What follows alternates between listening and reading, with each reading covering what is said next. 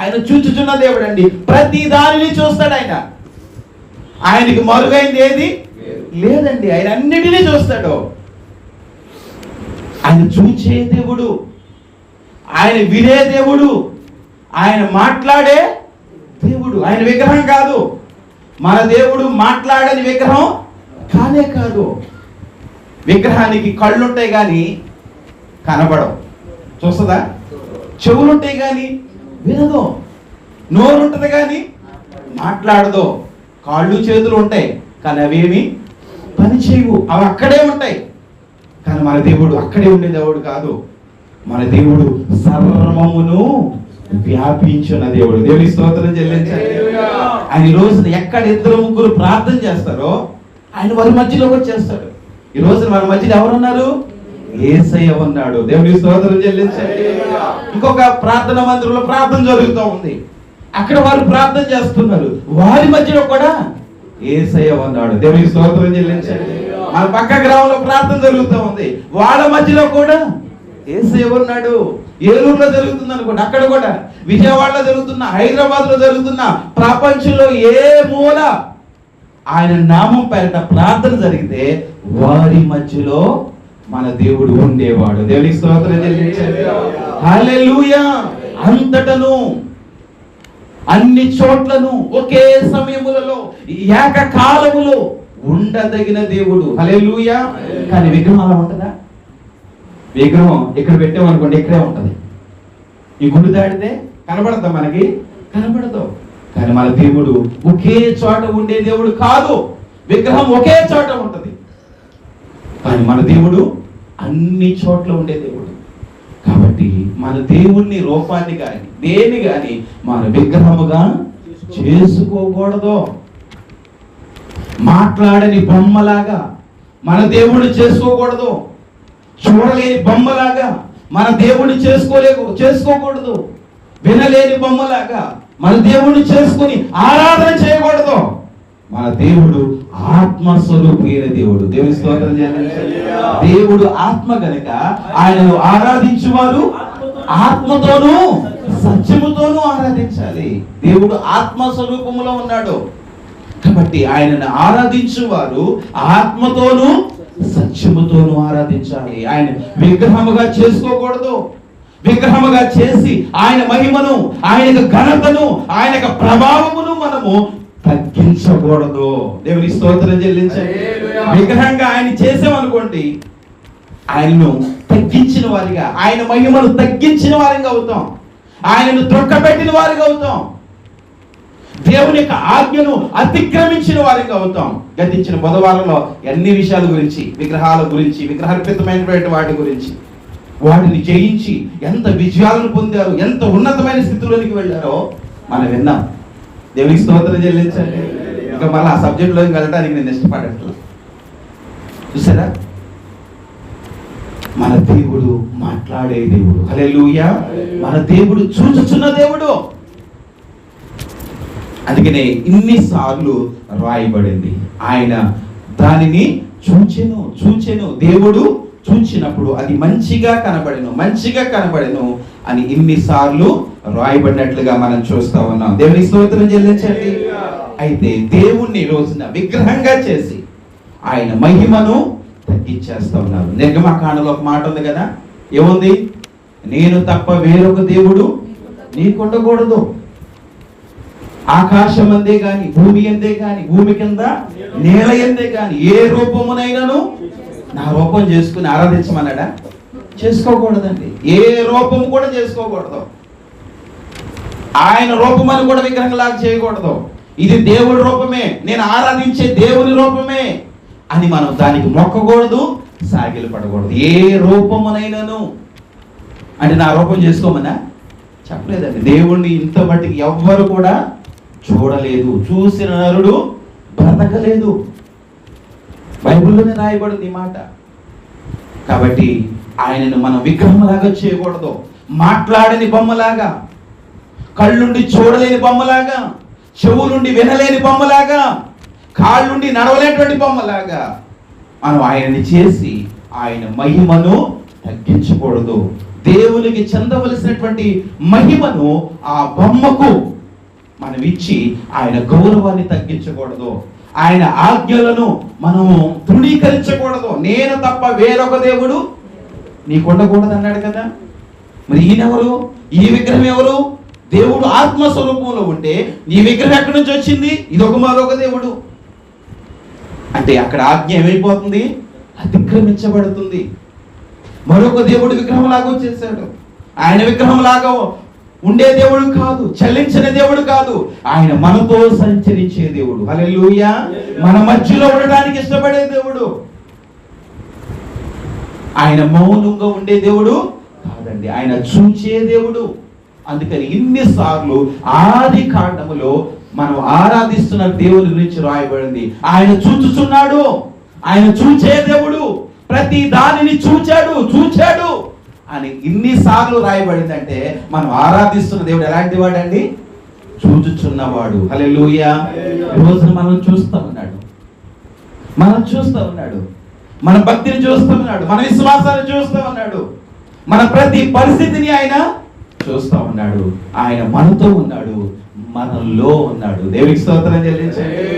మన దేవుడు గొప్పవాడు. కాబట్టి ఆయనను ఆరాధించువాలి. ఎలా ఆరాధించాలంట? ఆత్మతోనూ సత్యముతోనూ ఆరాధించాలి. ఆయన చూచే దేవుడు. అందుకని హెబ్రీయులకు రాసిన పత్రికలో ఈ మాట ఉంటో చూడండి. హెబ్రీయులకు రాసిన పత్రిక 4వ అధ్యాయం 13వ వచనం ఒకసారి చూడండి. మరియు ఆయన దృష్టికి కనబడని స్పష్టము ఏదియూ లేదు. చదవండి, తీసారా?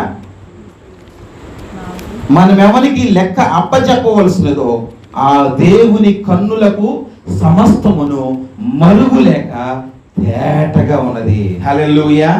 ఆ దేవుని కన్నులకు ఎలా ఉందంట? సమస్తమును మరుగులేక తేటగా ఉందంట. ఆయనకు మరుగైంది ఏదీ లేదండి. సమస్తము కూడా ఆయనకి ఎలా కనబడుతుందంట? తేటగా ఉంది. ప్రతి దానిని ఆయన చూచుచున్నాడు. దేవుడు సృష్టించిన ప్రతి దానిని ఆయన చూడగలిగినటువంటి దేవుడు. ఆయనకు మరుగైనది ఏదీ లేదు. ఆది కాండము 6వ అధ్యాయము 5వ వచనం. నరుల చెడుతనము భూమి మీద గొప్పదనియు వారి హృదయం ఒక తలంపులోని ఊహ అంతయు ఎల్లప్పుడూ కేవలము చెడ్డదని యెహోవా చూచి తాని భూమి మీద నరులను చేసినందుకు యెహోవా సంతాపమునుంది తన హృదయములో నొచ్చుకునెను. ఇక్కడ ఒక మాట మీరు చూసారా? యెహోవా చూచి అని రాయబడింది. ఏం చూశాడు? నరుల చెడుతనము భూమి మీద గొప్పదనియు వారి హృదయం యొక్క తలంపులోని ఊహ అంతయు ఎల్లప్పుడూ కేవలము చెడ్డదని యెహోవా చూచెను. ఏం చూశాడు? నరుని యొక్క హృదయపు తలంపులను, ఆలోచనలను ఆయన చూచే దేవుడు. మొదటి మాట అదే. నరుని యొక్క ఆలోచనలను, హృదయపు తలంపులను ఆయన ఎరిగిన వాడు, ఆయన చూచే దేవుడు. మనుషులైతే పై రూపాన్ని చూస్తారు. తెల్ల బట్టలు వేసుకున్నారా లేదా, భక్తిగా ఉంటున్నారా లేదా అని చూస్తారు. కానీ దేవుడు పై రూపాన్ని కాదు, ఏ రూపాన్ని చూస్తాడు? హృదయాంతరంగములను చూస్తాడండి. హల్లెలూయా. మన హృదయం ఎలా ఉంది? నిజంగా దేవుని యందు విశ్వాసం కలిగిన వారంగా ఉన్నామా?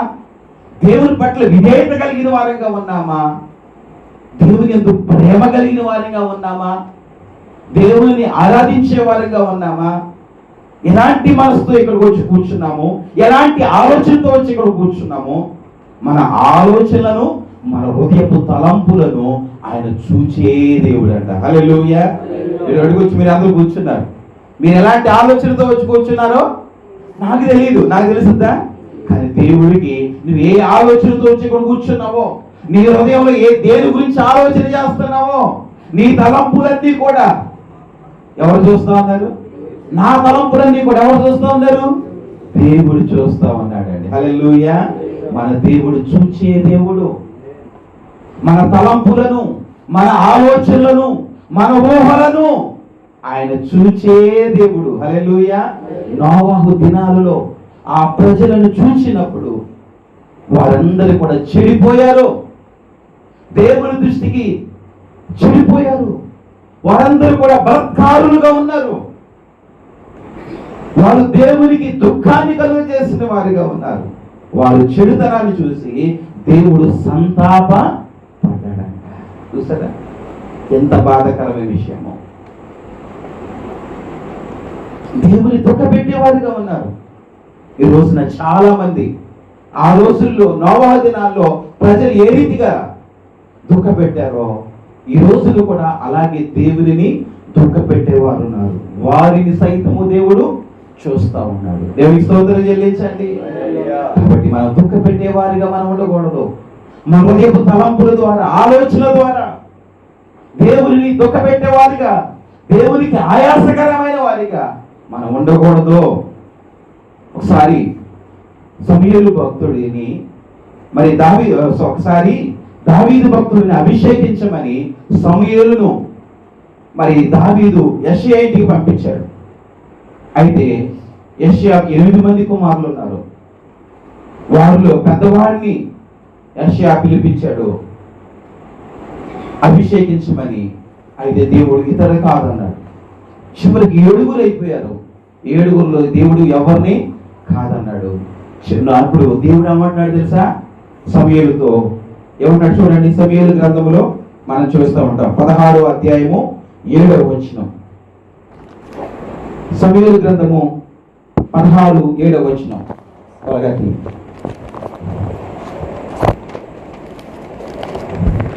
మొదటి సమూయేలు గ్రంథము. అయితే యెహోవా సమూయేలుతో ఇలాగూ సెలవిచ్చెను, అతని రూపమును అతని ఎత్తును లక్ష్య పెట్టకుము. మనుష్యులు లక్ష్య పెట్టు వాటిని యెహోవా లక్ష్య పెట్టడు. నేను అతనిని త్రోసివేస్తున్నాను. మనుషులు పై రూపమును లక్ష్య పెట్టుదురు గాని యెహోవా హృదయమును లక్ష్య పెట్టును. హల్లెలూయా. మనుషులు పై రూపాన్ని చూస్తారు. అతడు బలవంతుడా, అందగాడా అని చూస్తారు కానీ దేవుడికి నీ అందం అవసరంలా, నీ బలం అవసరంలా. ఆయన కావాల్సిందేంటి? మంచి హృదయం. హల్లెలూయా. దేవునికి ఇష్టమైనటువంటి హృదయం అది కావాలండి. మన హృదయాన్ని చూస్తాడు. మన ఎత్తును చూడడం, మన బలాన్ని చూడడం, మన హంగులు చూడడం, మన కులాన్ని చూడడం. మన హృదయం ఎలాంటిది, మన తలాంపులు ఎలాంటివి, దేవుని చిత్తానుసారంగా మనం నడుస్తామా లేదా అన్నది దేవుడు చూస్తాడు. దేవునికి స్తోత్రం చెల్లించండి. హల్లెలూయా. నీ కులంతో ఆయనకి అవసరం లేదు, నీ బలముతో ఆయనకి అవసరం లేదు, నీకున్న తెలివితేటలు ఆయనకు అవసరం లేదు. మన హృదయం కావాలండి. మన హృదయం ఎలాంటిదో ఆయన చూచే దేవుడు. దేవునికి స్తోత్రం చెల్లించండి. హల్లెలూయా, హల్లెలూయా. అంత మాత్రమే కాకుండా చూడండి, అందుకనే దావీదు వృద్ధాప్యములో తన కుమారుడైనటువంటి సొలొమోనుతో ఈ మాటలు చెబుతూ ఉన్నాడు. మొదటి దినవృత్తాంతముల గ్రంథము చూడండి 28వ అధ్యాయము 9వ వచనం. మొదటి దినవృత్తాంతముల గ్రంథము 28:9 వచనాన్ని చూద్దాం. పేజ్ నెంబర్ చెప్పండి అమ్మా, అందరు తీసుకుంటారు త్వరగా. 358వ పేజీ 28:9 వచనం చదవండి. సొలొమోనుతో చెబుతూ ఉన్నాడు. వృద్ధాప్యములో తన మరణ దినాల్లో సొలొమోనుని పిలిచి దావీదు ఈ మాటలు చెబుతున్నాడు. సొలొమోనా, నా కుమారుడా, నీ తండ్రి యొక్క దేవుడైన యెహోవా అందరి హృదయములను పరిశోధించువాడు. హల్లెలూయా. నీ తండ్రి ఆరాధించే దేవుడు ఎలాంటి వాడో తెలుసా? నా కుమారుడా, నీ తండ్రి ఆరాధించే దేవుడు, నీ తండ్రి సేవిస్తున్న దేవుడు ఆ యెహోవా హృదయాలను, అందరి హృదయాలను పరిశోధించే దేవుడు. హల్లెలూయా. ఒక్కరే కాదండి, అందరి హృదయాలను అందరి హృదయాలను ఆయన పరిశోధించువాడును, ఆలోచనలన్నిటినీ సంకల్పములన్నిటినీ ఎరిగిన వాడై ఉన్నాడు. నువ్వేమి ఆలోచిస్తున్నావో, నువ్వు ఏ పని కొరకు నువ్వు సంకల్పము చేస్తున్నావో వాటన్నిటినీ ఆయన ఎరిగినవాడు. జాగ్రత్త అని తన కుమారుడికి హెచ్చరిక చేస్తున్నట్లుగా మనం చూస్తా ఉన్నాం. నీవు ఆయనను తెలుసుకొని హృదయపూర్వకముగాను మనపూర్వకముగాను ఆయనను సేవించు. నీవు ఆయన తెలుసుకో. ఆయన అందరి హృదయాలను పరిశోధించువాడు, ఆలోచనలన్నిటినీ సంకల్పములన్నిటినీ ఎరిగినవాడు. కాబట్టి నా కుమారుడా, నీవు ఆయనను తెలుసుకొని హృదయపూర్వకముగా మనపూర్వకముగా ఆయనను సేవించుము. ఆయనను వెదికిన ఎడల ఆయన నీకు ప్రత్యక్షమగును. నీవు ఆయనను విసర్జించిన ఎడల ఆయన నిన్ను నిత్యముగా తోసివేయను. నీవు ఆయనను సేవిస్తే, మనపూర్వకంగా హృదయపూర్వకంగా నువ్వు ఆయనను సేవిస్తే ఆయన నీకు దొరికే దేవుడు. అయితే నువ్వు ఆయనను విసర్జించావనుకో, ఆయన నీ హృదయం నుంచి పక్కన పెట్టావనుకో, నీ సొంత ఆలోచనలు, నీ సొంత ప్రయత్నాలు, నీ సొంత తెలివితేటలు ఉపయోగించి దేవునికి ప్రాధాన్యతను తగ్గిస్తే, దేవుని దూరం చేసేసుకుంటే ఆయన నిన్ను త్రోసేస్తాడు. జాగ్రత్త జాగ్రత్త అని తన కుమారుడికి హెచ్చరిక చేసినట్లుగా మనం చూస్తా ఉన్నాం. హల్లెలూయా. ఆయన చూచే దేవుడు. ప్రతి హృదయమును, ప్రతి హృదయపు ఆలోచనలు, తలంపులను ఆయన ఎరిగినవాడు, చూచే దేవుడు. హల్లెలూయా. అందుకనే దావీదు భక్తుడు ఇందాక చదువుకున్నాం కదా, 139వ కీర్తన మరొకసారి చూద్దాం. మన తలంపులు, మన ఆలోచనలు ఎరిగినవాడు. అక్కడ చూడండి, 139వ కీర్తనలో చాలా శ్రేష్టమైనటువంటి మాటలు అక్కడ మనకి కనబడతాయి. యెహోవా, నీవు నన్ను పరిశోధించి తెలుసుకుని ఉన్నావు. నేను కూర్చుండుట, నేను లేచుట నీకు తెలియదు. కూర్చుండడం కూడా తెలుసు అంట. మనం కూర్చున్నావా, నుంచున్నావా, మోకాళ్ళు వేస్తున్నావా, మోకాళ్ళు వేయట్లేదా, సేవకుడు తెలియకపోవచ్చు. ఎవరు తెలుసు? దేవుడు తెలుసు. కొంతమంది ఆరోగ్యంగా ఉండి కూడా మోకాళ్ళు లేదు. మోకాళ్ళు నొప్పులను పక్కన పెట్టండి. చూసారా, ఆరోగ్యంగా ఉండి కూడా మోకారించరు. దేవుని గౌరవించాలండి. హల్లెలూయా. దేవుని ప్రేమించాలి. మనం కూర్చున్నట, మనం లేచుట కూడా ఆయనకి తెలుసంట. హల్లెలూయా. ఎంత గొప్ప దేవుడో. మనం ఏది తెలియట్లేదే అనుకుంటాం, పాస్టర్ గారు చూస్తలేదులే అనుకుంటాం.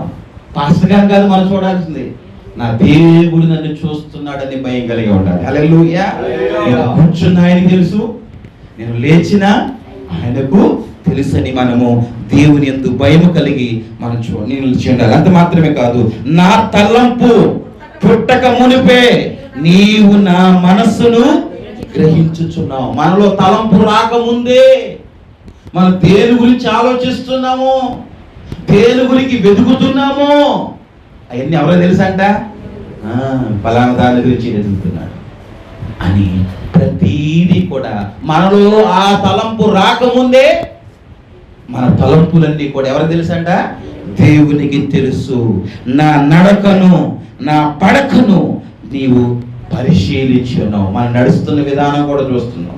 ఏ సందుల్లో నడుస్తున్నామా, ఏ వీధుల్లో ఉంటున్నామా, ఎవరి దగ్గర ఉంటున్నామా, ఎవరితో మాట్లాడుతున్నామా, అవన్నీ కూడా ఎవరికి తెలుసు అండి? మన నడక తెలుసు, మన పడక తెలుసు, మన బ్రతుకంతా కూడా తెలియదు అనుకుంటాం. దేవునికి ఆయనకు మరుగైనది ఏది లేదండి. దేవుని స్తోత్రం చెల్లించండి. కాబట్టి మనము జాగ్రత్తగా ఉండాలి. నా చర్యలన్నిటినీ నీవు బాగుగా తెలుసుకుని ఉన్నావు. యెహోవా మాట నా నాలుకకు రాక మునిపే అది నీకు పూర్తిగా మనం ఏం మాట్లాడతామో కూడా ఎవరు తెలుసంట. కాబట్టి మన నోటి నాలుకను కూడా జాగ్రత్తగా కాపాడుకోవాలి. అపవిత్రమైనటువంటి మాటలు మన పెదవుల గుండా, మన నాలుక వెంట రాకుండా మన నోటికి కాపుదల ఉంచమని దేవుణ్ణి అడగాలి. హల్లెలూయా. మన మాట నాలుగుకు రాకమునిపే ఆయనకు తెలిసి ఉన్నది. వెనుకను ముందును నన్ను ఆవరించినావు, నీ చెయ్యి నా మీద ఉంచున్నావు. ఇట్టి తెలివి నాకు మించినది, అది అగోచరము, అది నాకు అందదు. నీ ఆత్మ యొద్ద నుండి నేను ఎక్కడికి పోవదును. నీ సన్నిధి ఎక్కడి నుండి? నీ సన్నిధి నుండి నేను ఎక్కడికి పారిపోదు. నేను ఆకాశం ఎక్కినా అక్కడ నీవు ఉన్నావు. నేను పాతాళమందు పండుకొనినా నీవు అక్కడ ఉన్నావు. నేను వేకువ రెక్కలు కట్టుకొని సముద్ర దిగంతము వరకు నివసించినను అక్కడ నీ చేయి నన్ను నడిపించిన, నీ కుడి చేయి నన్ను పట్టుకును. అంధకారము నన్ను మరుగు చేయును, నాకు కలుగు వెలుగు రాత్రి వలె ఉండును అని నేను అనుకున్నాడు. చీకటి అయినా నీకు, మనకి చీకటి అవ్వచ్చు, ఎవరికి తెలియదులే చీకటిలో చేస్తాం అనుకోవచ్చు. చీకటి కూడా ఆయనకి చీకటిగా ఉండదంట. హల్లెలూయా. చీకటి అయినను నీకు చీకటి కాకపోవును. తర్వాత చదవండి. రాత్రి పగటి వలె ఉండును. రాత్రి కూడా ఎలా ఉంటుందంటే దేవుని దృష్టికి పగటి వలె వెలుగుగా ఉండును. చీకటియు వెలుగును నీకు ఏకరీతిగా ఉన్నవి. నా అంతరింద్రియములను నీవే కలుగు చేసినవి. నా తల్లి గర్భమందు నన్ను నిర్మించిన వాడవు నీవే. నీవు నన్ను కలుగు చేసిన విధము చూడగా భయమును ఆశ్చర్యమును నాకు పుట్టుచున్నవి. హల్లెలూయా. అందును బట్టి నీకు కృతజ్ఞతాస్తుతులు చెల్లించుచున్నాను. భూమి యొక్క ఇకత్త చదువుకుంటే నేను పిండముగా ఉండగా నీ కన్నులు నన్ను చూచెను. నియమింపబడిన దినములు ఒకటైనా కాకమునిపే నా దినములన్నీ ఈ గ్రంథములో లిఖితమైన. ఎన్ని కూడా చదవండి ఇంటికి లేదా. దేవుడు ప్రతి దానిని మన పుట్టినప్పటి నుంచి మనం చచ్చే వరకు మనం ఎక్కడెక్కడ తిరిగామో, ఏమేమి మాట్లాడామో, మన హృదయంలో మన తలంపుల్లో ఏమేమి ఉన్నాయో, ఎలాంటి ఆలోచనలు గూడు కట్టుకున్నాయో వాటన్నిటినీ ఆయన చూచే దేవుడు. హల్లెలూయా. దావీదుకి అర్థమైంది, నేను ఆరాధిస్తున్న దేవుడు నా తలంపులను, నా హృదయపు ఆలోచనలను ఆయన ఎరిగిన వాడు అని దావీదు జాగ్రత్త పడ్డాడు. అదే జాగ్రత్త సొలొమోను పడాలని తన కుమారుడికి చెప్పాడు. హల్లెలూయా.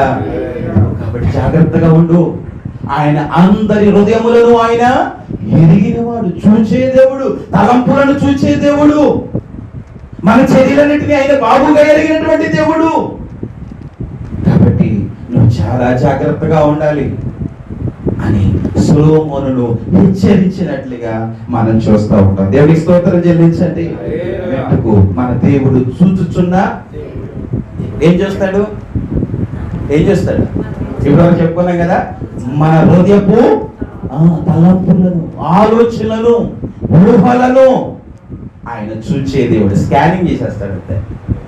పై రూపాయని చోట ఆయన ఏం చేస్తాడు? హృదయంలో ఉన్న అంతరంగంలో ఉన్నటువంటి ఆలోచనలు, తలంపులు, మన దేని గురించి ఆలోచిస్తున్న వీటన్నిటినీ కూడా ఆయన బాగుగా ఎరిగి ఉన్నాడు. హల్లెలూయా. మన ఆరాధన చూడటం, మన పాటలు చూడటం, మనం వేసుకున్న వస్త్రాలని ఆయన అస్సలు లక్ష్య పెట్టడండి, అస్సలు లక్ష్య పెట్టడం. మన హృదయాన్ని చూస్తాడు. కాబట్టి మన హృదయము దేవుడు చూసినప్పుడు పరిశుద్ధంగా హిమము కంటే తెల్లగా కనబడాలి. హల్లెలూయా. అలా ఉన్నప్పుడే దేవుని కృపను మనము పొందుకోగలుగుతాం. దేవునికి స్తోత్రం చెల్లించండి. మన దేవుడు ఎంత మంచివాడండి. మనకున్న రోగాన్ని చూడటం, మన రంగులు చూడటం, మన కులాన్ని చూడటం, మన గోత్రాన్ని చూడటం, మనం ఎలాంటి వారు అన్నది ఆయన చూడండి. మన హృదయం మంచిదైతే చాలండి. దేవుడు మనల్ని ఉన్నత స్థితిలోనికి ఆయన నడిపించే దేవుడు. దావీదు యొక్క హృదయము దేవుని దృష్టికి మంచిగా కనబడింది. అందుకని గొర్రెల దొడ్లో ఉన్న వాడిని తీసుకెళ్ళి సింహాసనం మీద కూర్చోబెట్టాడు. హల్లెలూయా. ఈ రోజున మన హృదయాలు మంచిగా ఉంటాయి. మనల్ని కూడా ఒక ఉన్నతమైన స్థితిలో దేవుడు లేవనెత్తగలిగిన సమర్థత కలిగిన దేవుడు. దేవుని స్తోత్రం చెల్లిద్దామా. హల్లెలూయా. మన దేవుడు చూచుచున్న దేవుడు. ఏమి చేస్తున్నాడు? మన హృదయపు తలంపులను, మన ఆలోచనలను ఆయన చూస్తూ ఉన్నాడు. రెండో మాట మనం తెలుసుకుందాం. రెండో మాట చూడండి. అదే ఆదికాండములో మనం చూస్తే 7వ అధ్యాయం 1వ వచనంలో మనం చూస్తే అక్కడ దేవుడు ఒక వ్యక్తి యొక్క వ్యక్తిత్వాన్ని చూస్తూ ఉన్నాడు. ఏం చూస్తూ ఉన్నాడు? రెండో మాట చెప్పండి. వ్యక్తిత్వాన్ని చూస్తున్నాడు. మొదటిగా ఏం చూస్తూ ఉన్నాడు? హృదయపు ఆలోచనలను, హృదయపు తలంపులను, ఊహలను ఆయన చూస్తున్నాడు. రెండవది ఆయన వ్యక్తిత్వాన్ని, క్యారెక్టర్ని, ప్రవర్తనను ఆయన చూచే దేవుడు. హల్లెలూయా. అందుకనే నోవహుతో దేవుడు ఈ మాటలు అంటున్నాడు. 7వ అధ్యాయము 1వ వచనం చూడండి. యెహోవా దేవుడు చెబుతూ ఉన్నాడు, నోవహుతో చెబుతున్నాడు, ఈ తరము వారిలో నీవే నా ఎదుట నీతిమంతుడవై ఉండుట చూచితిని. ఏమంటున్నాడు నోవహుతో? ఈ తరము వారిలో నీవే నా ఎదుట నీతిమంతుడవై ఉండుట చూచితిని. చూసారా? నోవహు తరములో ఉన్నటువంటి ప్రజలందరినీ చూశాడు, కానీ వారెవ్వరు కూడా దేవుని దృష్టికి నీతిమంతులుగా కనపడలా. నోవహు గురించి ఎప్పుడు చెప్పుకున్నాం? ఎప్పుడో నెల క్రితం చెప్పుకున్నామా? ఆదివారం చెప్పుకున్నాం. నోవహు గురించి చాలా విశేషంగా చెప్పుకున్నాం. ఇక మళ్ళా నేను చెప్పను. నోవహు ఎలాంటి వాడంట? నీతిమంతుడు, నిందారహితుడు, దేవునితో నడిచినవాడు. హల్లెలూయా. నోవహు వాడను ఎందుకు నిర్మించాడు? దేవుని హెచ్చరికను బట్టి వాడను నిర్మించాడు. హల్లెలూయా. ఈ రోజున దేవుని యొక్క సేవకుల ద్వారా మళ్ళీ దేవుడు హెచ్చరిస్తాడు. మనం హెచ్చరించుకుంటే మనం బాగుపడతాం. హల్లెలూయా. హెచ్చరికను తృణీకరించుకోవడం. దేవుడు తన వాక్యం ద్వారా, సేవకుల ద్వారా మనల్ని హెచ్చరిస్తాడు. దేవుడి హెచ్చరికను నోవహు విన్నాడు. ఆ హెచ్చరిక చొప్పున వాడను నిర్మించాడు. హల్లెలూయా. రెండో మాట కూడా చెప్పి ఏం చెప్పింది చెప్పండి? నోవహు వాడ నిర్మించడం గల కారణాలు. అయిపోయింది, ఉండదు. మొన్నే చెప్పా, బయటికి దాకా తీసుకెళ్ళమని, ఊళ్ళోనే వదిలేస్తున్నారు. తన కుటుంబం రక్షణ. చెప్పండి.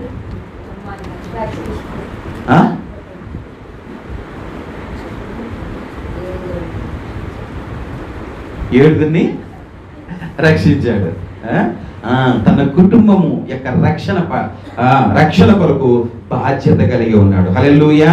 తన కుటుంబం అంతటి రక్షణ కొరకు బాధ్యత కలిగి ఉన్నాడు. తన కుటుంబం అంతటి రక్షణ కొరకు వారందరూ కూడా రక్షించబడాలని బాధ్యత కలిగి ఉన్నాడు. కాబట్టి వాడని కట్టాడు. హల్లెలూయా. అది ఎంత కష్టమైనా, అది ఎంత ఇబ్బందమైనా, ఎంత ప్రయాసతోనైనా నా కుటుంబాన్ని నేను రక్షించుకోవాలి అన్న బాధ్యతతో నోవహు వాడని కట్టాడండి. హల్లెలూయా. మీకుందా ఆ బాధ్యత? అలాంటి భయంకరమైన దినాలలో తన కుటుంబాన్ని రక్షించుకోగలిగాడు నోవహు. ఇది కూడా భయంకర దినాల్ని మనం చూస్తూ ఉన్నాం.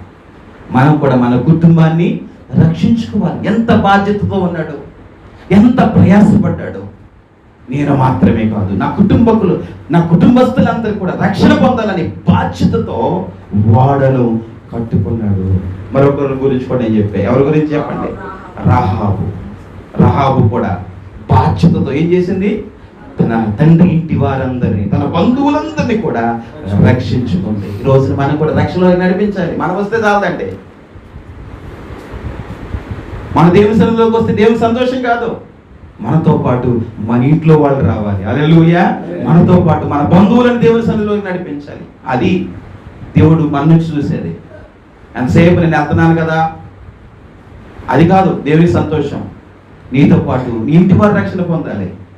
నీతో పాటు నీ బంధువులు, నీ రక్త సంబంధులు, నీ స్నేహితులను నువ్వు ప్రభు దగ్గరికి నడిపించినప్పుడే ప్రభు నిన్ను బట్టి సంతోషిస్తాడు. దేవునికి స్తోత్రం చెల్లించండి. మన టాపిక్లో మారిపోతా ఉన్నాం. అయితే దేవుడు ఇక్కడ మన వ్యక్తిత్వాన్ని చూస్తా ఉన్నాడు. ఏం చూస్తా ఉన్నాడండి? వ్యక్తిత్వాన్ని చూస్తున్నాడు. నోవాను చూసి, ఈ తరము వారిలో నీవే నా ఎదుట నీతిమంతుడవై ఉండుట చూచితిని. ఆ తరమంతటిలో కూడా నోవహు మాత్రం దేవుని ఎలా ఉన్నాడంట? నీతిమంతుడుగా, నిందారహితుడుగా, దేవునితో నడిచిన వాడిగా ఉన్నాడు. ఆయన మన ప్రవర్తన చూస్తాడు, మన నడతను ఆయన చూచే దేవుడు అని మనం జ్ఞాపకం చేసుకోవాలి. దేవుని స్తోత్రం చెల్లించండి. హల్లెలూయా. మరొక వ్యక్తుల గురించి కూడా మీకు చెప్పాలని ఆశపడుతున్నాను. యోహాను సువార్త ఒకటవ అధ్యాయము 47, 48 వచనాల్ని మనం ఒకసారి చూద్దాం. యోహాను సువార్త 1వ అధ్యాయము 47, 48 వచనాలు చూద్దాం. యేసు నతానియేలు తన యొద్దకు వచ్చుట చూచి, ఇదిగో ఇతడు నిజముగా ఇశ్రాయేలు. నతానియేలు యేసయ్య దగ్గరికి వస్తున్నాడంట. నతానియేలు యేసయ్య దగ్గరికి వచ్చుట చూచి అతని గురించి ఏం మాట్లాడుతూ ఉన్నాడు? ఇతని యందు ఏ కపటము లేదని అతనిని గూర్చి చెప్పెను. నన్ను నీవు ఎలాగూ ఎరుగుదువని నతానియేలు ఆయనను అడుగగా, యేసు ఫిలిప్పు నిన్ను పిలవక మునిపే నీవు అంజూరపు చెట్టు క్రింద ఉన్నప్పుడే నిన్ను చూచితినని అతనితో చెప్పెను. హల్లెలూయా. నతానియేలు గురించి దేవుడు గొప్ప సాక్ష్యం ఇస్తూ ఉన్నాడు. ఇదిగో ఇతడు నిజముగా ఇశ్రాయేలీయుడు, ఇతని యందు ఏ కపటము లేదని నతానియేలు గురించి దేవుడు సాక్ష్యం ఇచ్చాడు. హల్లెలూయా. నతానియేలు అంజూరపు చెట్టు కింద కూర్చొని దేవుని కొరకు ఎదురు చూస్తూ ఉన్నాడు, ప్రార్థన చేసుకుంటున్నాడు. అయ్యా మెస్సయ్యను పంపిస్తానన్నావు కదా అని లేఖనాల్లో పరిశోధన చేస్తా ఉన్నాడు. అప్పుడు మనం అనుకున్న మెస్సయ్యనే అనుకున్నాం. అక్కడ వచ్చిన పై వచ్చిన మనం చూడొచ్చు. పిలుపు వెళ్ళి, ఇదిగో మోషే ద్వారా చెప్పబడినటువంటి గ్రంథాల్లో, ప్రవక్తల ద్వారా చెప్పబడినటువంటి గ్రంథాల్లో ఉన్నటువంటి వ్యక్తిని మేము కనుగొన్నాము.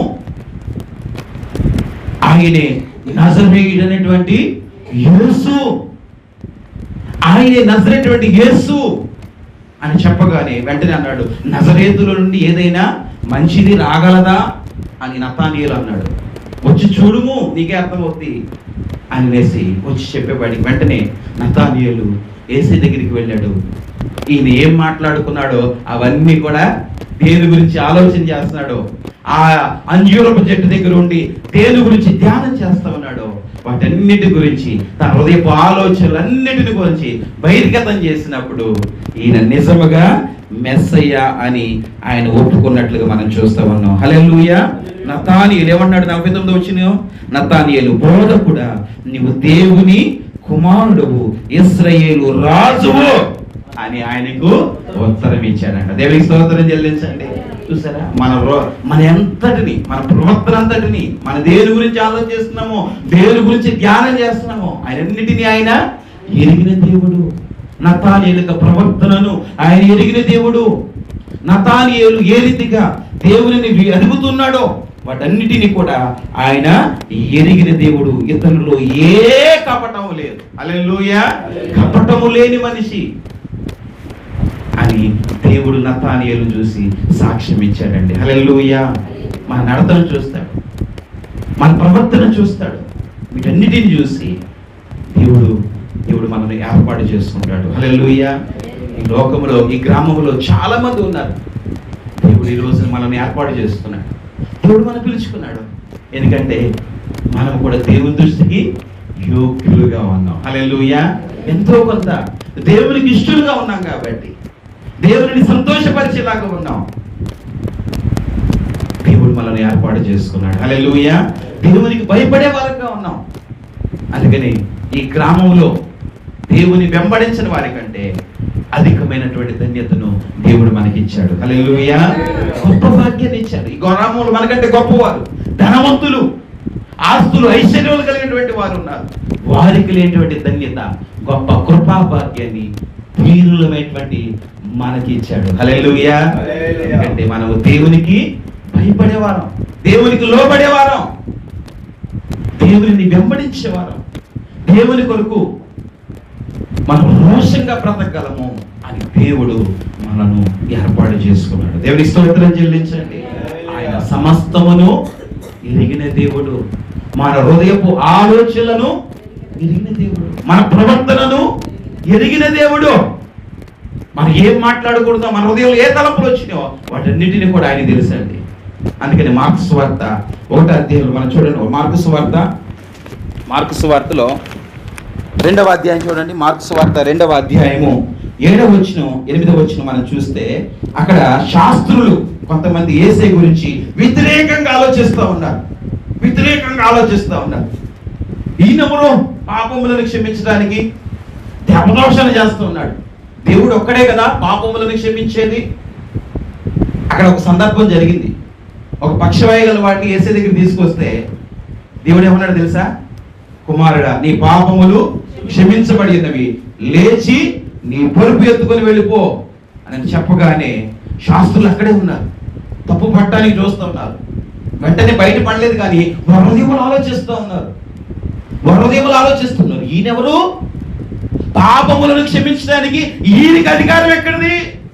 ఈయన దేవదూషణ చేస్తా ఉన్నాడు అని లోపల గుసగుసలాడుకుంటున్నారు. బయటికి అలా వెంటనే ఆ వారి హృదయపు ఆలోచనలను స్కాన్ చేసేసాడు అంతే. హల్లెలూయా. ప్రతి ఒక్కరు కూడా స్కాన్ చేసి మాట్లాడేస్తారు దేవుడు. శాస్త్రులు, పరిచయులు వారి హృదయంలో ఎలాంటి ఆలోచన కలిగి ఉన్నారో వెంటనే ఆయనకి అర్థమైపోయింది ఎలాంటి తలంపులో ఉన్నారని. వెంటనే వారు మాట్లాడక మునిపే దేవుడు వారికి సమాధానం ఇచ్చేసాడు. దేవుని స్తోత్రం చెల్లించండి. ఏమని సమాధానం ఇచ్చాడు ఒకసారి చూడండి, తీసారా? 7, 8 చెప్పుచున్నాడు, దేవదూషణ చేయుచున్నాడు కదా, దేవుడు ఒక్కడే తమ పాపములను క్షమింపబడు వాడెవడని తమ హృదయములో ఆలోచించుకొని వారు తమలో తాము ఎలాగును ఆలోచించుకుంటారు. ఎక్కడ ఆలోచించుకున్నారంట? ఉందా లేదా అక్కడ? తమ హృదయములో ఆలోచించుకొనిది వారు తమలో తాము ఇలాగున ఆలోచించుకునుట. యేసు వెంటనే తన ఆత్మలో తెలుసుకొని, మీరు ఇలాంటి సంగతులు మీ హృదయములు ఎందుకు ఆలోచించుకొనిచున్నారు? చూసారా?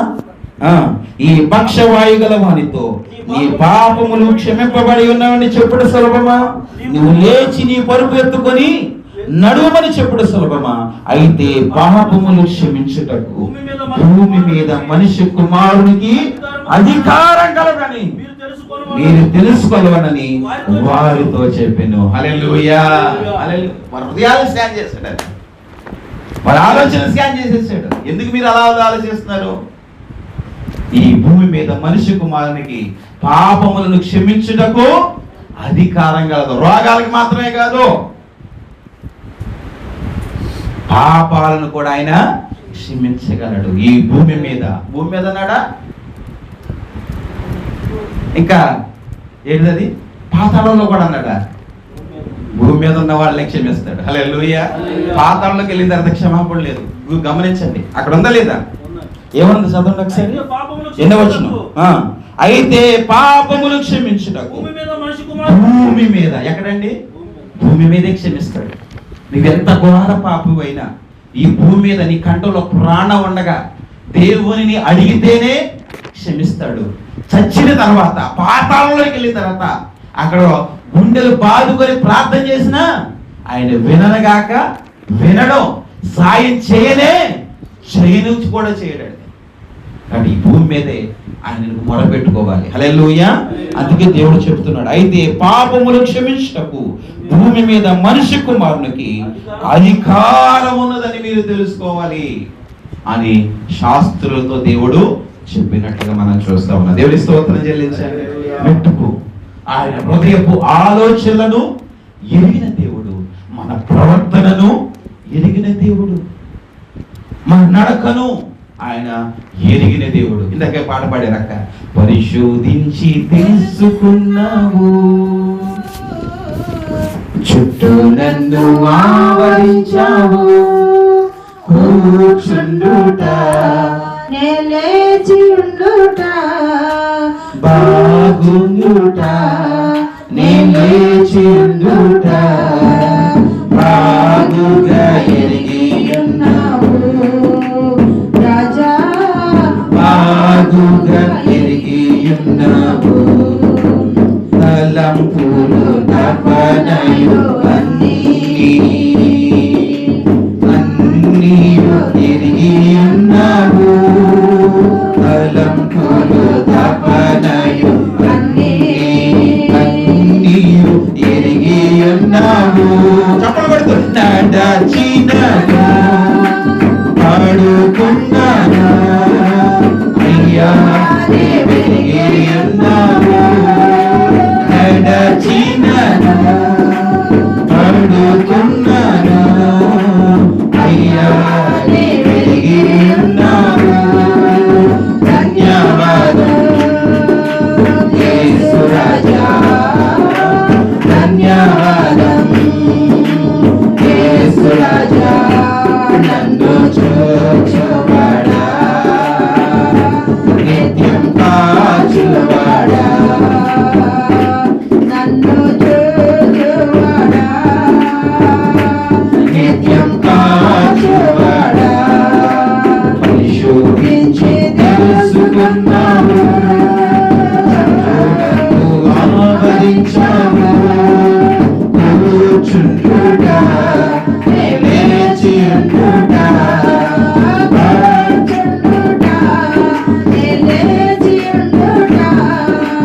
బాగుగా ఎరిగి ఉన్నావు రాజా బాగుగా ఎరిగి ఉన్నావు హల్లెలూయా ఆయన సమస్తమును ఎరిగిన దేవుడు కూర్చుండుట ఎరిగిన దేవుడు లేచుట ఆయన ఎరిగిన దేవుడు సమస్తమును ఆయన ఎరిగిన దేవుడు ఆయన చుట్టూ మన చుట్టూ ఆయన ఆవరించి ఉన్న దేవుడు మన తలంపులు మన ఆలోచనలన్నీ కూడా ఆయన ఎరిగిన దేవుడు మన ప్రవర్తనను ఆయన ఎరిగిన దేవుడు మనం నీతిమంతులమా కాదా దేవునికి ఇష్టమైనటువంటి మార్గములో నడుస్తున్నామా లేదా ప్రతి దానిని ఆయన చూచే దేవుడు నాబాహును దేవుడు చూచాడు నాబాహు ఈ తరము వారిలో నీవే నా ఎదుట నీతిమంతుడుగా ఉన్నావు దేవునికి స్తోత్రం చెల్లించండి రోజు మనం కూడా ఈ తరములో మీరే నా ఎదుట నీతిమంతులుగా ఉన్నారు అనే సాక్ష్యము కలిగి ఉందుముగా ఆమె కలిగి ఉంటేనే ధన్యులుగా ఉంటాం ఈ తరము వారిలో ఫలానా సంఘ బిడ్డలు నీతిమంతులుగా నా దృష్టికి కనబడుచున్నారు అనే గొప్ప సాక్ష్యం మనం కలిగి ఉండాలి హల్లెలూయా ఫలానా గొప్ప గ్రామములో ఫలానా బిడ్డలు ఫలానా వ్యక్తులు నా ఎదుట నీతిమంతులుగా కనబడుతున్నారని ఒక రోజున దేవుడు మన గురించి సాక్ష్యం ఇవ్వాలి హల్లెలూయా అటువంటి గొప్ప సాక్ష్యాన్ని జీవించాలి నతానీయేలు గురించి కూడా ఇచ్చాడు ఏమనిచ్చాడు ఇదిగో ఇతడు నిజముగా ఇశ్రాయేలీయుడు ఇతనిలో ఏ కపటము లేదు చూసారు ఎంత సాక్ష్యం పొందాడో నిజముగా ఇతడు ఇశ్రాయేలీయుడు ఇతనిలో ఏ కపటము లేదు అని నతానీయేలు గురించి సాక్ష్యం ఇచ్చాడు ఈ రోజున మన గురించి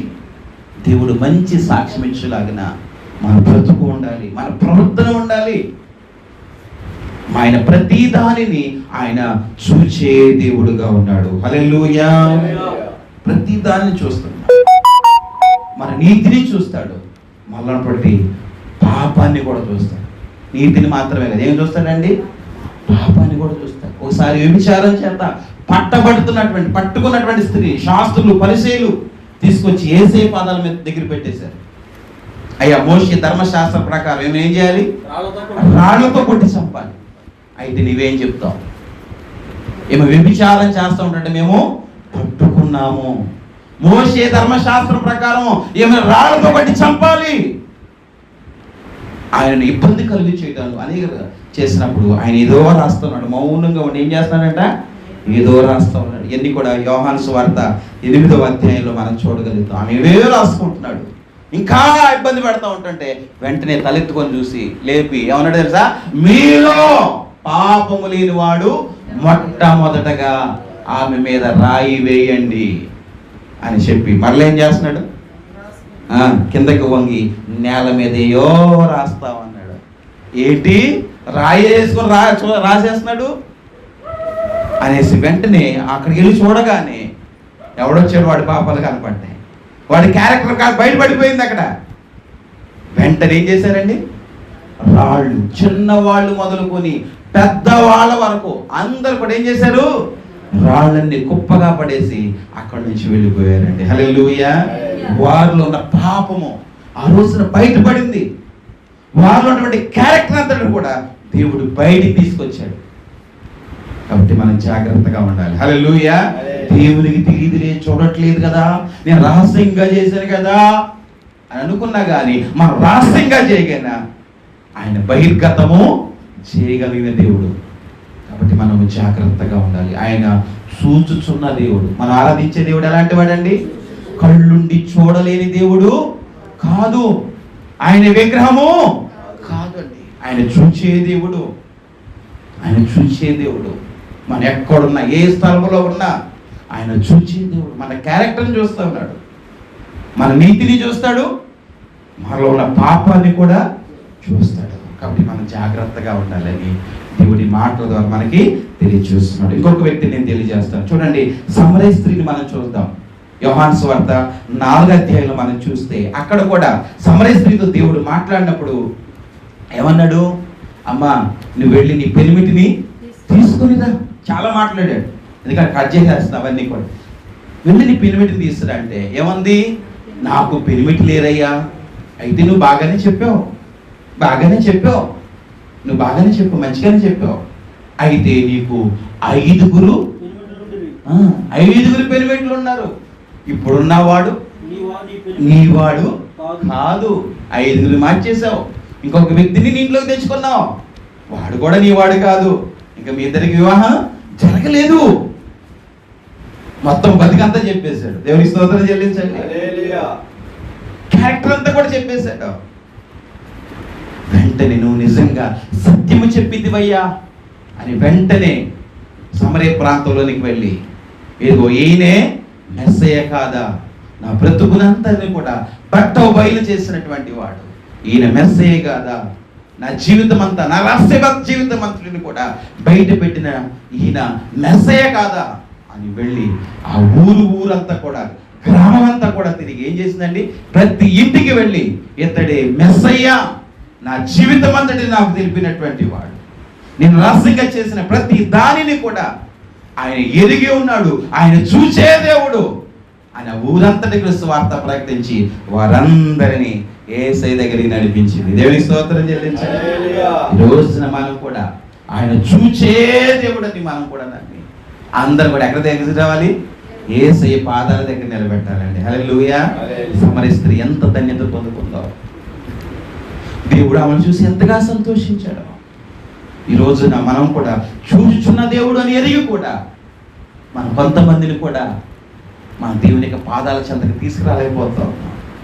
దేవుడు మనం చూసి బాధపడకూడదు, మనం చూసి సంతోషించాలి. హల్లెలూయా. ఒక సమరయ స్త్రీయే, పాపము ఉన్నటువంటి స్త్రీయే యేసు దగ్గరికి ఆ పట్టణం అంతా కూడా కదిలిస్తే మనం ఎంతమంది నడిపించాలి? మరొకసారి నేను మీకు తెలియజేస్తున్నాను. నా బ్రతుకు దినములో నేను దేవుని కోసం నిలబడ్డాను అని కాదు, నీ ద్వారా ఎన్ని ఆత్మలు దేవుని కొరకు సంపాదించావు, నువ్వు దేవుని కొరకు ఎన్ని ఆత్మలు సంపాదించావు అన్నది దేవుడు మనల్ని అడుగుతాడు. దానికి మనం జవాబు చెప్పగలిగినటువంటి స్థితిలో మనం ఉండాలి. హల్లెలూయా. అటువంటి గొప్ప భాగ్యాన్ని దేవుడు మనకు అనుగ్రహించునుగాక. హల్లెలూయా. ఇంకొక మాట చెప్పేసి చాలా క్లుప్తంగా నేను ముగింపులో తీసుకొద్దా, సమయం అయిపోయింది. చూడండి, నిర్గమాకాండము 3వ అధ్యాయము 7వ వచనం. మన దేవుడు ఎలాంటి వాడండి? ఆయన చూచే దేవుడు కదా. నిర్గమాకాండము 3వ అధ్యాయం 7వ వచనం చూడండి.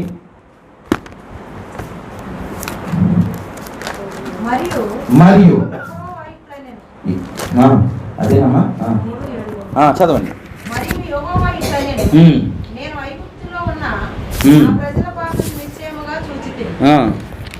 ఐగుప్తులో ఉన్న మోషేతో దేవుడు మాట్లాడుతూ ఉన్నాడు. ఏమంటున్నాడు? మరియు ఇట్లా నేను ఐగుప్తులో ఉన్న నా ప్రజల బాధను నిశ్చయముగా చూచి తిని.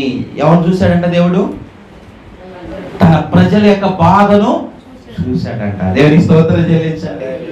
తన ప్రజలు ఐగుప్తులో బానిసలుగా ఉన్నారు. 430 సంవత్సరాలు బానిసత్వంలో ఉన్నారు. వెట్టి పనులు చేస్తూ ఉన్నారు, మట్టి తొక్కుతున్నారు, ఇటుకలు చేస్తూ ఉన్నారు, పొలం పనులు చేస్తూ ఉన్నారు. బానిసత్వం బ్రతుకులో చాలా వేదన పడుతున్నారు. 430 సంవత్సరాలు ఎన్నో తిప్పలు పడ్డారు.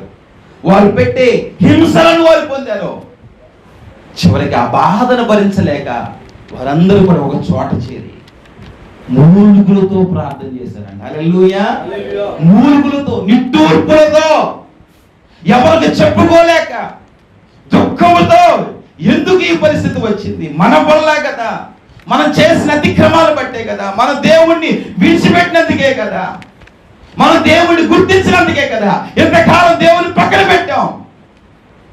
ఎంతసేపు మన సొంత పనులే చూసుకున్నాం, మన వ్యాపారం, మన ఉద్యోగము, ఇవే దేవుని పూర్తిగా మర్చిపోయాము.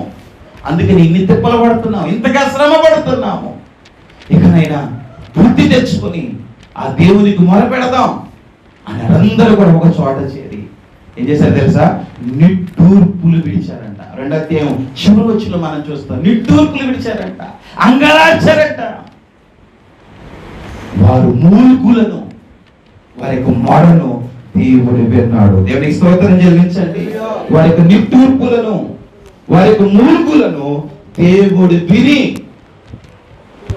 ఇంతకాలం ఎక్కడికి పోయారా, ఇంతకాలం ఏం చేశారా అని దేవుడు ప్రశ్నించలేదు. కానీ ఇకనైనా నా బిడ్డలు బుద్ధి తెచ్చుకొని నాకు మొరపెడుతున్నారు, వరంగరాస్తున్నారు, మూలుగుచున్నారు అని దేవుడు వెంటనే వారికి మూలుగులను చూశాడంట. దేవుడి స్తోత్రం చెల్లించండి.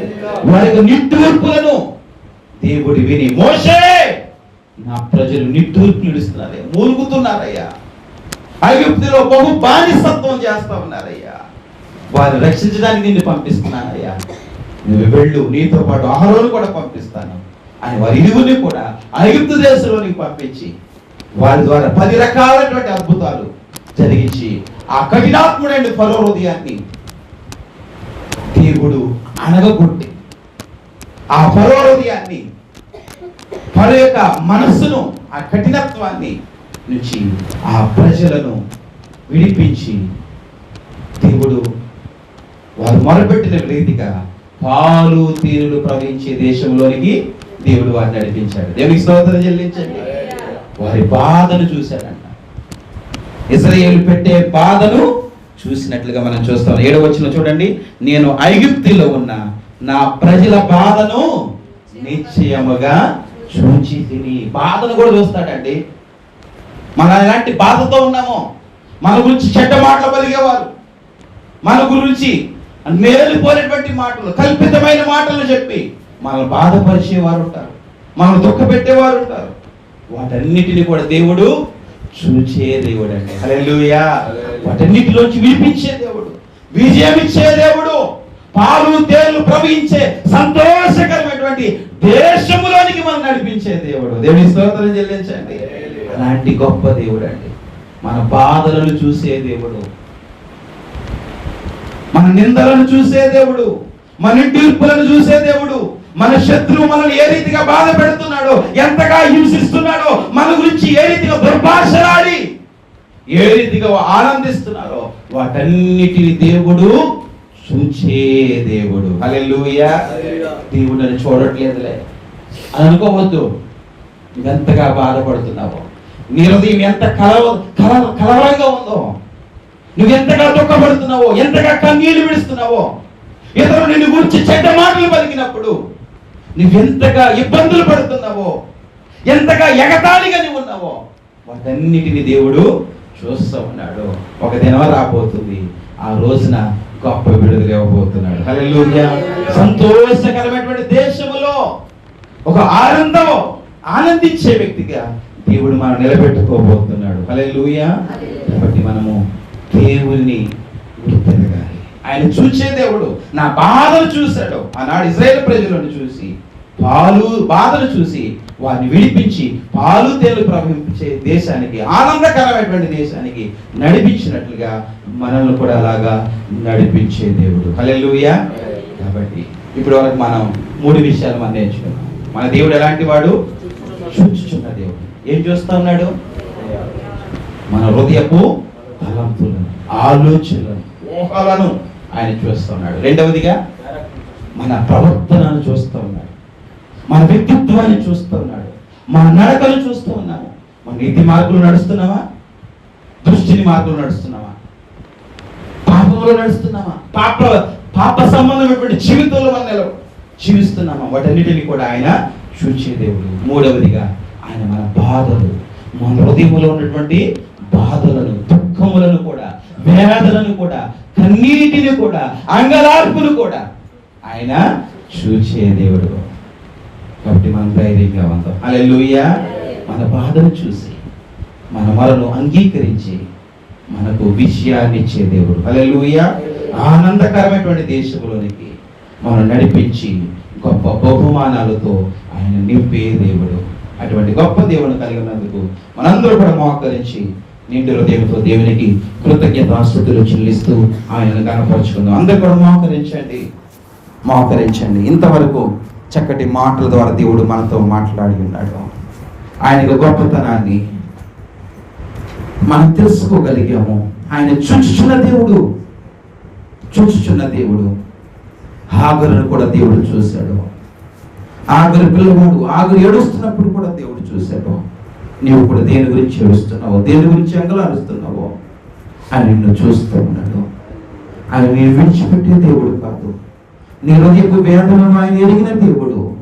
నీలో ఉన్న బాధను ఎరిగిన దేవుడు. నీ కన్నీటిని, నీ దుఃఖాన్ని ఎరిగినటువంటి దేవుడు. నీ కన్నీటిని, నీ దుఃఖమును, నీ అంగలార్పును ఆయన నాట్యంగా మార్చే దేవుడు. నీకు గొప్ప సంతోషాన్ని అనుగ్రహించే దేవుడు. ఒకసారి ఆయన తట్టు తిరిగి ప్రార్థన చేస్తావా? ఇంతవరకు నన్ను చూసావయ్యా, నా స్థితిని చూసావయ్యా, నా బ్రతుకును చూసావయ్యా. ఈ లోకంలో ఎవ్వరికి లేనటువంటి గొప్ప భాగ్యాన్ని ఇచ్చావు. ధన్యకరమైనటువంటి జీవితాన్ని ఇచ్చావు నాయన.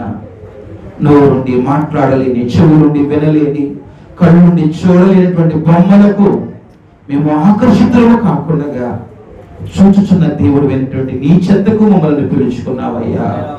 నువ్వే నిజమైన దేవుడు అయ్యా. నువ్వు ఆత్మస్వరూపి అయినటువంటి దేవుడు నాయన. మా బాధను చూసే దేవుడు అయ్యా. మా ప్రవర్తనను చూసే దేవుడు నాయన. మా హృదయపు తలంపులను చూసే దేవుడు నాయన. అలాంటి గొప్ప దేవుడిని మేము కలిగి ఉన్నందుకు ప్రభువా మేము ఎంతగానో అయ్యా నిస్దిస్తున్నాము నాయన. మా జీవితం ధన్యకరమైనదని మేము భావిస్తున్నాము నాయన.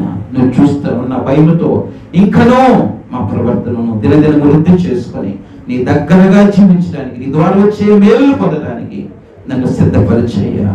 అయ్యా నువ్వు చూస్తున్నావు అనేటువంటి భయముతో నా ప్రవర్తనను సరి చేసుకొని జీవించడానికి, నేను నీ దృష్టికి నిందారహితులుగా జీవించడానికి ఇదిగో నోవహు లాంటి గొప్ప సాక్ష్యం పొందలాగిన నన్ను బలపరిచయ్యా. అయ్యా నోవహుని గురించి చక్కటి సాక్ష్యం ఇచ్చావు. నోవహు ఈ తరము వారిలో నీవే నా ఎదుట నీతిమంతుడుగా కనపడ్డావు అన్న గొప్ప సాక్ష్యం పొందినట్లుగా అయ్యా నేను కూడా అలాంటి నీ ద్వారా గొప్ప సాక్ష్యం పొందాలయ్యా. నా దానియేలును చూసి ఇతడు నిజముగా ఇశ్రాయేలుడు, ఇతరులో ఏ కపటము లేదని గొప్పగా సాక్ష్యం ఇచ్చావయ్యా. నేను కూడా నీ ద్వారా అలాంటి గొప్ప సాక్ష్యం పొందాలయ్యా. అటు బ్రతుకులు నాకు దయచేయనైనా, అటువంటి జీవితాన్ని నాకు దయచేయనైనా. ప్రతి హృదయపు ఆలోచనలు ఎదిగిన దేవుడు నాయన. దావీదు యొక్క హృదయాన్ని కూడా చూసావు నాయన. దావీదు యొక్క హృదయము అయ్యా నిన్ను ప్రేమించే హృదయం అని ప్రభువా ఉన్నత స్థలంలోనికి తీసుకువెళ్ళి ప్రభువా గౌరవప్రదమైనటువంటి స్థానంలో నిలబెట్టావు కదయ్యా. అయ్యా నన్ను, నా బిడ్డలను ఆ రీతిగా ఉన్నతమైనటువంటి స్థానంలోనికి నడిపించయ్యా. మా హృదయం పరిశుద్ధంగా అయ్యా కల్మషము లేనిదిగా ఉండాలయ్యా, నిర్మలమైనదిగా, స్వచ్ఛమైనదిగా ఉండాలయ్యా. అయ్యా